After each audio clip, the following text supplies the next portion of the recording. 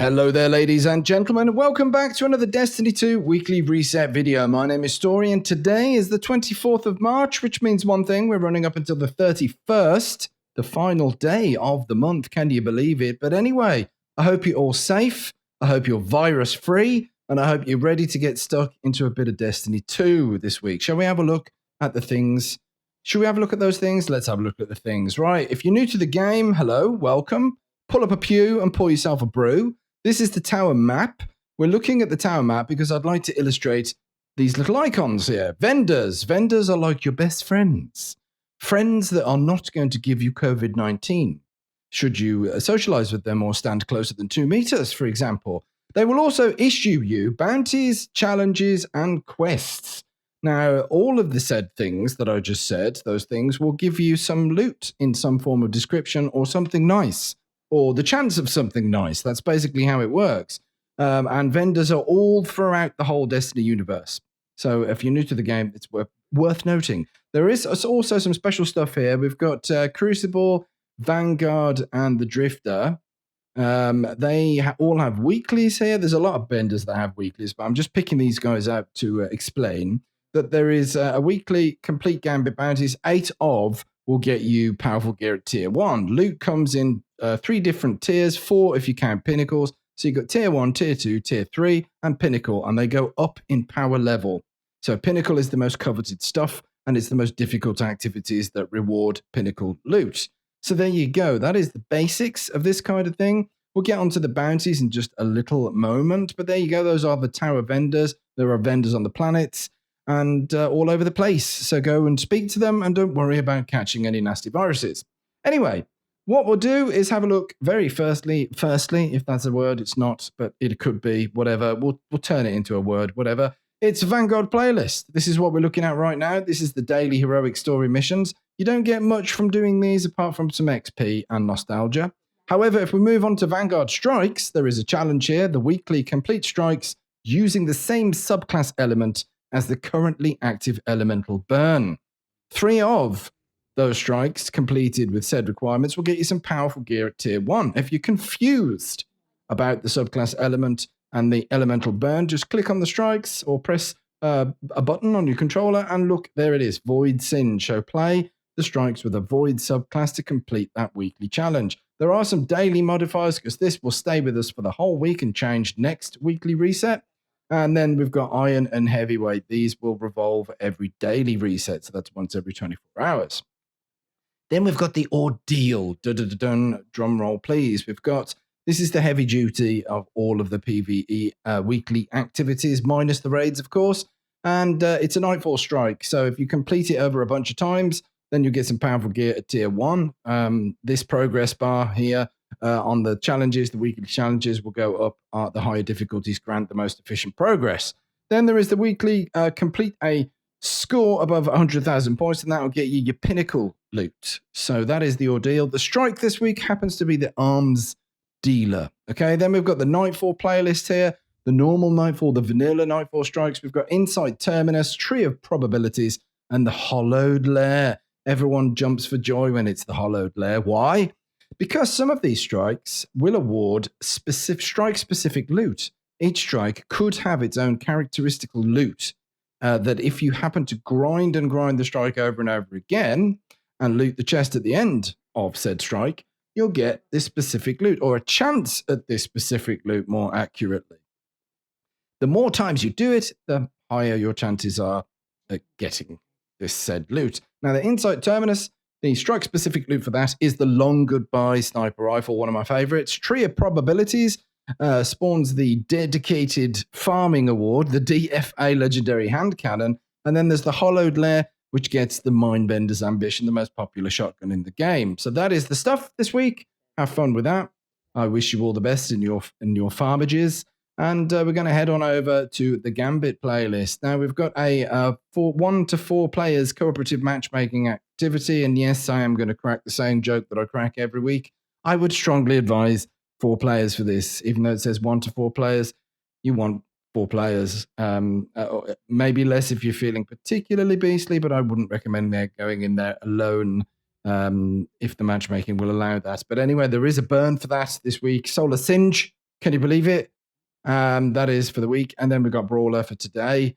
And there is 3 different tiers. I won't go into all the bits and pieces for this, but it gives you different chances of different bits of loot and stuff for a thing. That's what it does. But if you're still doing this rather old activity, you'll know. Oh, here we go, Beetle. Woohoo! Straight back to orbit and Valor for the taking. Seraph Bunker discovered. Amazing. Right in the middle of this playlist. Anyway, we're going to carry on. So we've got Gambit here.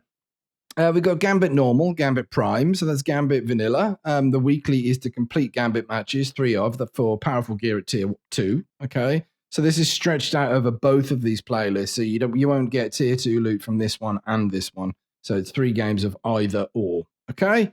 So then there is private matches if you want to have some games with your nan and your granddad and, over online, obviously, not in the same room because you should not be exposing your nan and granddad to any kind of potential risks of any horrible viruses. Finger waggy action there. There you go. So social distancing and all that. We fully support that around here. We don't want to spread any more of this horrible virus. But anyway, going into the Crucible, there are 2 types of playlist here to explain. We've got rotator matches and core matches. Now, the rotator matches consist of Supremacy this week and Lockdown. That's a 6v6 activity. This is a 4v4. And then there's Iron Banner, which is a 6v6 light level enabled activity. Those are the rotator matches in the triangle effect kind of there. Then there's the core matches. If you complete 4 rotator matches, you will get some powerful gear at tier 1. Then the core matches consists of Rumble, Control, Elimination, Survival, Freelance Survival, and Classic Mix. There's private matches down there, but you get nothing apart from Joy and Laughter for that. So 4 games of your core games completed, and that is powerful gear at tier 1. Okay, so what else is there on this screen? Well, the flashpoint this week is on Nessus. What's a flashpoint? Well, on each planet, there are various public events. These little icons here will spring up and they will have a timer which indicates when they are going to start. So you hop on over to these events and you do your very best to complete them, and a progress bar over at the main planet vendor, which happens to be failsafe here, will fill up. So activities completed, watch that bar fill up and you'll get some powerful gear at tier 1 and that will be collected from said vendor. Okay, there's also some lost sectors which you can loot, and that will give you a small amount of percentage from looting the chests and killing the boss, not necessarily in that order. There you go. So your flashpoint is on Nessus.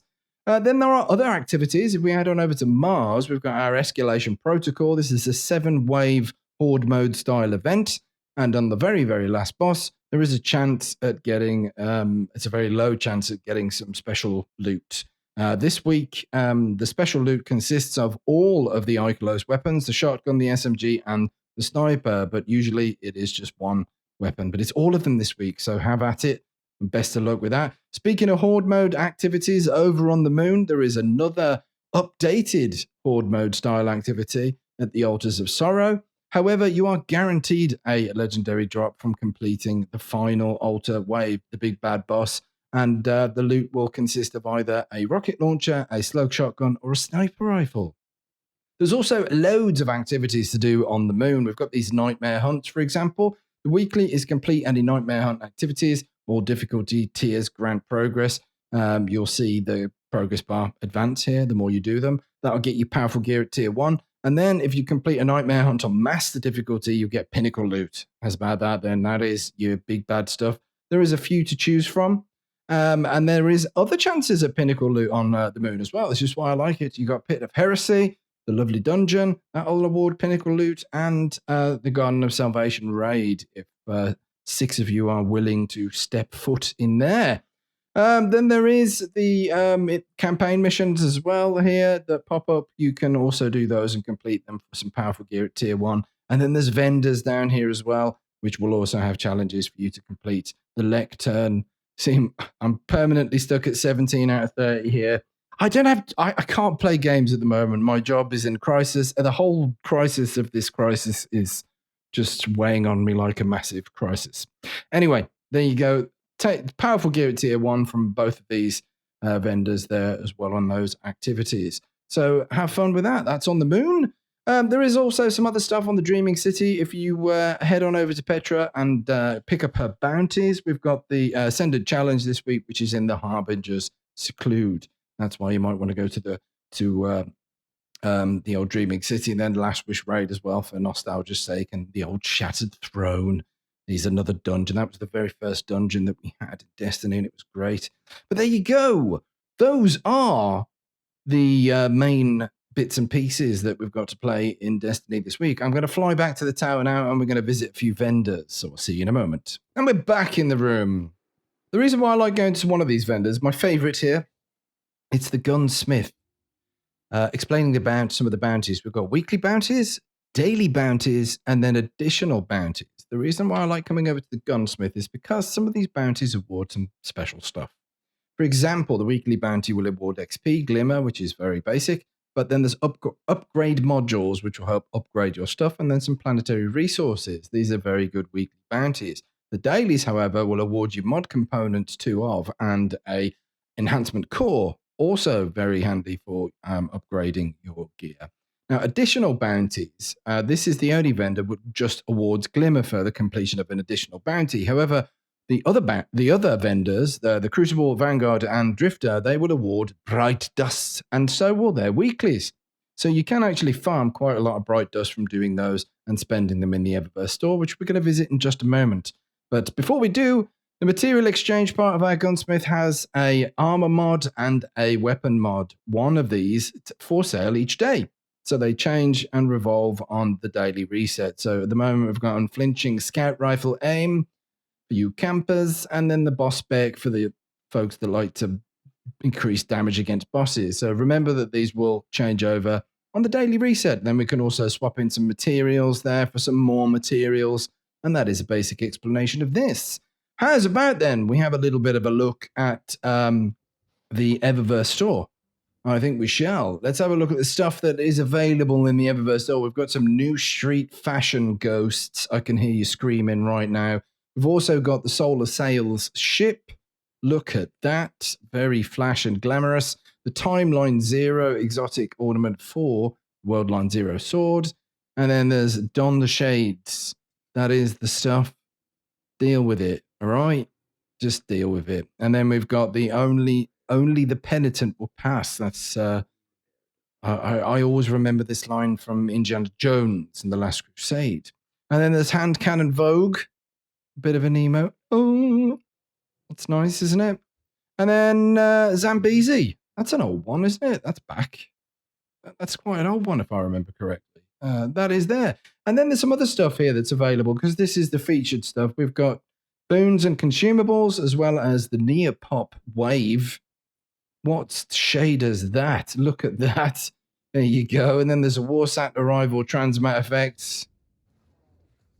Amazing. And then there is the Devil's Advocate ornament for the Devil's Ruin exotic sidearm, which is very nice. And then the Viper 4S Sparrow from previous season. And then there is the seasonal stuff. This is a whole variety of business for you to have a look at here, considering there are finishers, there are packages and bundles, and then there are ornaments galore and things for you to spend either hard-earned money on or wait till they appear for sale for Bright Dust. Then there's an archive, which consists of stuff that a small selection of stuff which has been sold in previous seasons. And then there's the Bright Dust section. So this is for the folks that have been farming their bounties and they would really like to splurge on some stuff here. We've got the Vice Shell Nano Redux ornament for Raid and Flux, the Burning Red ornament for the Sunshot, and then there's the Luxe Visage, or is that Luxe Visage? I don't know how to pronounce that. It's a very nice hunter helmet with a bit of a silvery skull thing there. Whisper Sweet Nothings. But don't do this at the moment, Virus. Anyway, if you're a Warlock or a Titan, it should be the Titan or Warlock helmet for sale there. It's class specific, whoever you're looking at the shop on. Then there's Black Death ornament for Crimson, exotic hand cannon, Crota's Bane projection, some more consumables, boons, Golden Age wine. Look at that. Bit of a shader there. Then there's a Cabal Shield Breaker. Transmat effect. That's quite loud as well. There you go then, ladies and gents. That is the Eververse store for this week, the last week in March. I hope you have an absolutely fantastic week in Destiny 2. And stay healthy. Take care of yourselves. Take care of each other. And remember, smoke me a kipper. We'll be back for breakfast.